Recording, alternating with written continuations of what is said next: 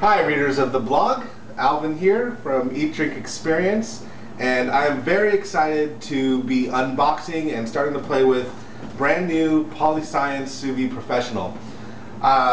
If you're reading the blog or if you're new to the blog, I love cooking sous vide. I've been cooking sous vide with that technique for probably coming up on 2 years, and it just produces amazing results.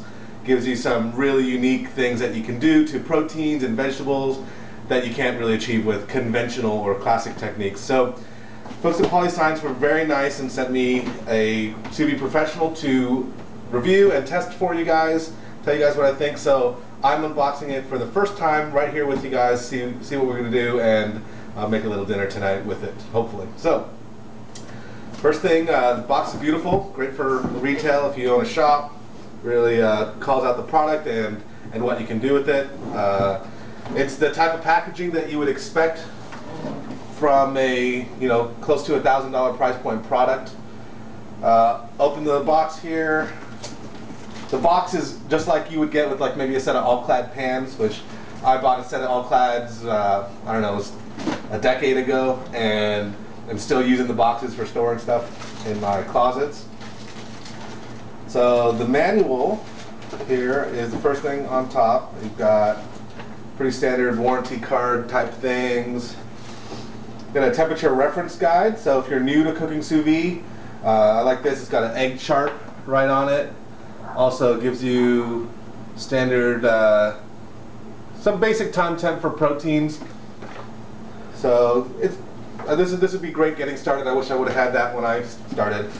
There's the CD or DVD?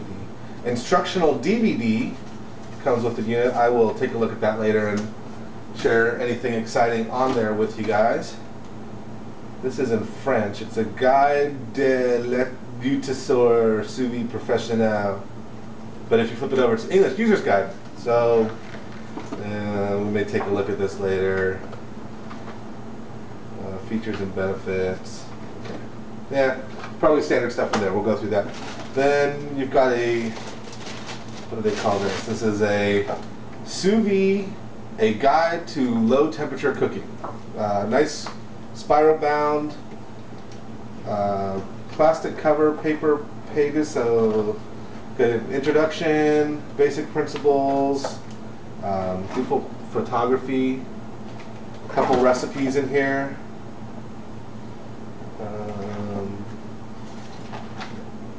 Couple things to try. Fillet of New England cod with summer corn chowder, shrimp louis, mid lobster curry.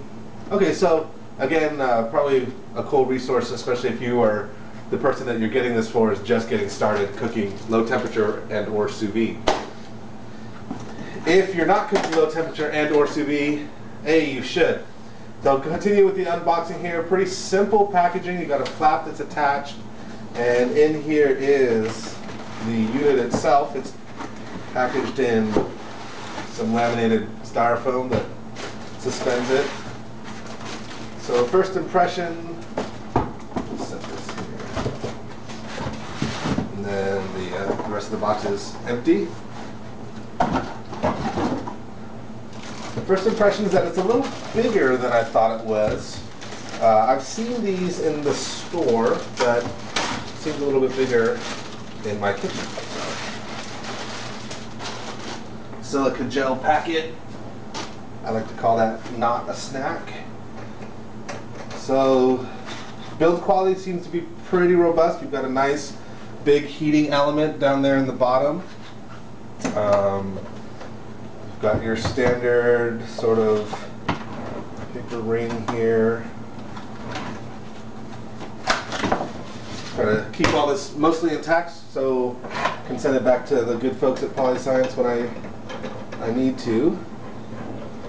Unless they wanted to let me keep it. I probably wouldn't argue. We'll see. We'll see how we like this. And you guys stay tuned on eatdrinkexperience.com for a thorough write-up and comparison of the new PolyScience Sous Vide Professional versus my DIY build-it-yourself $150, $125 versus about $800. We're going to do some long temperature comparisons. We're going to see how fast they they heat up a bath of water, how accurate they are, how accurate they maintain temperature, so it should be pretty exciting.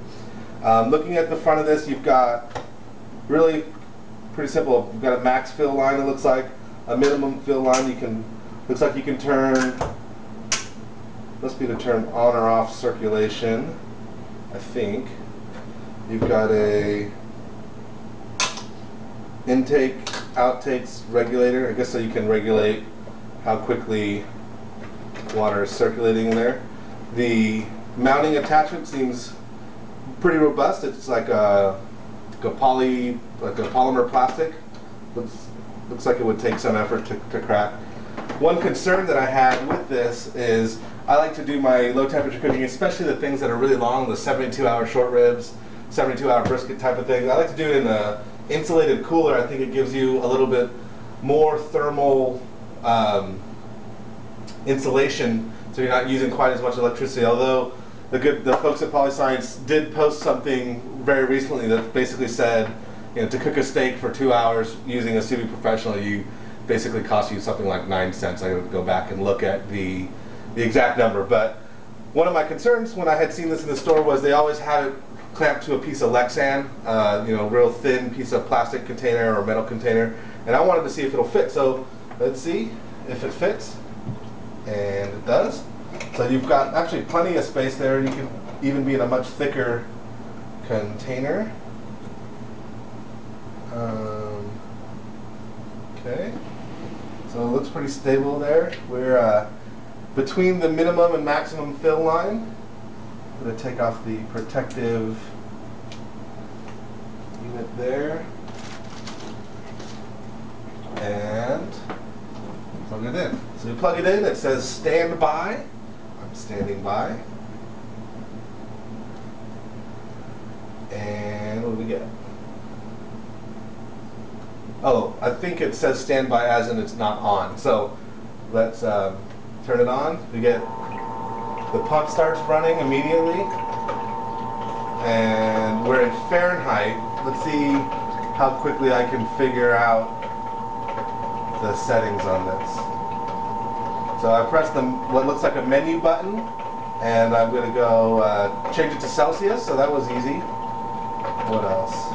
There's an offset. Now, Dave Arnold over at Cooking Issues mentioned this, and one thing that he didn't like was that the offset was just one click away from the Celsius Fahrenheit temperature. So if you do your sous vide cooking in both Celsius and Fahrenheit, and you switch between, make sure that you don't